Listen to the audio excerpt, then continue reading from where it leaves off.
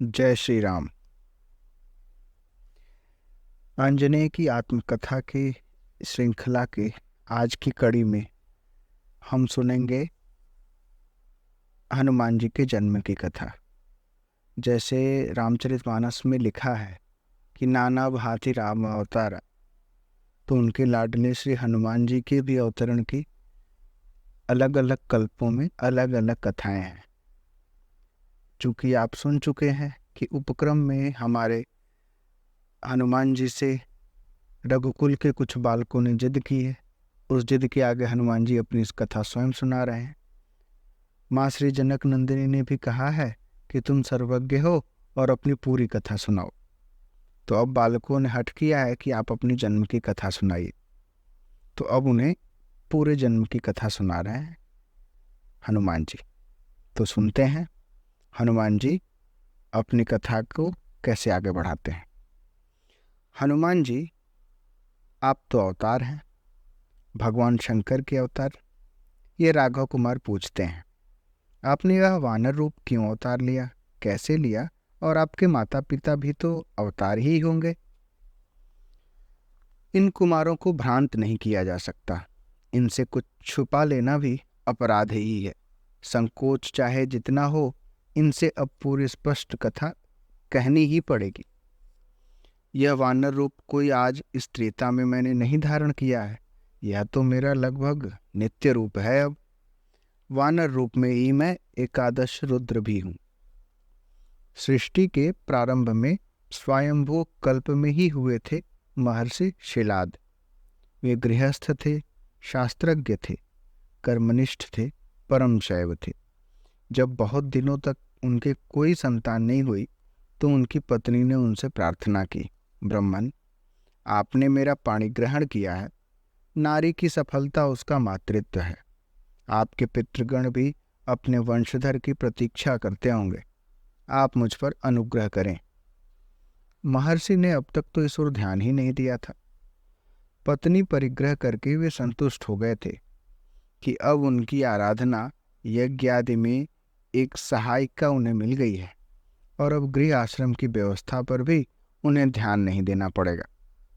इसके अतिरिक्त भी कुछ गृहस्थ होकर करना है, कभी संकल्प ही नहीं उठा था। अच्छा देवी, पत्नी की प्रार्थना उचित थी। महर्षि का इस ओर ध्यान गया और तत्काल उन्होंने निर्णय किया।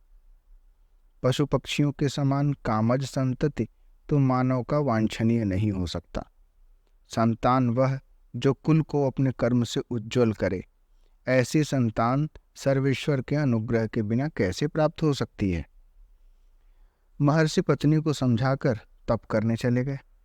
दीर्घकालीन तपस्या एवं आराधना से भगवान शंकर प्रसन्न हुए। वरदान मांगने को कहने पर भगवान शिव से उन्होंने मांगा, मुझे आपके समान गुण प्रभाव शक्ति वाला मृत्युंजयी पुत्र प्राप्त हो। भगवान महेश्वर भी अपने समान दूसरा कहाँ से लाते। उन्होंने कह दिया, मैं ही अपने एक अंश से आपका पुत्र बनूंगा। एकादश रुद्र ही शिलाद पुत्र के रूप में प्रकट हुए। इस पुत्र का नाम महर्षि ने नंदी रखा, क्योंकि इसके होने से उन्हें बहुत आनंद हुआ था। बड़े होकर नंदी ने भी उग्र तप करके भगवान महारुद्र को संतुष्ट किया। जब आशुतोष प्रकट हुए, नंदी ने मांगा, मैं आपका नित्य अनुचर रहूं, मेरा शरीर वामन रहे, दुर्बल रहे, कुरूप रहे, और मेरा मुख वानर का रहे। ऐसा क्यों? भगवान गंगाधर ने पूछा।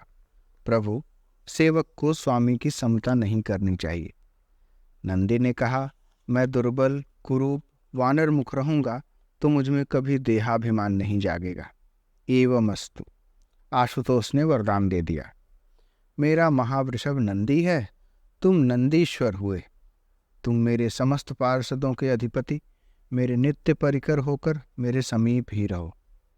मेरे आराध्य, मेरे स्वामी, परात्पर, परम पुरुष, साकेताधीश भूमि पर पधारने वाले हैं। यह बोध होते ही मेरा हृदय भी धरा पर आने के लिए आतुर हो उठा था। भगवान महेश्वर का हार्दिक समर्थन प्राप्त था मुझे।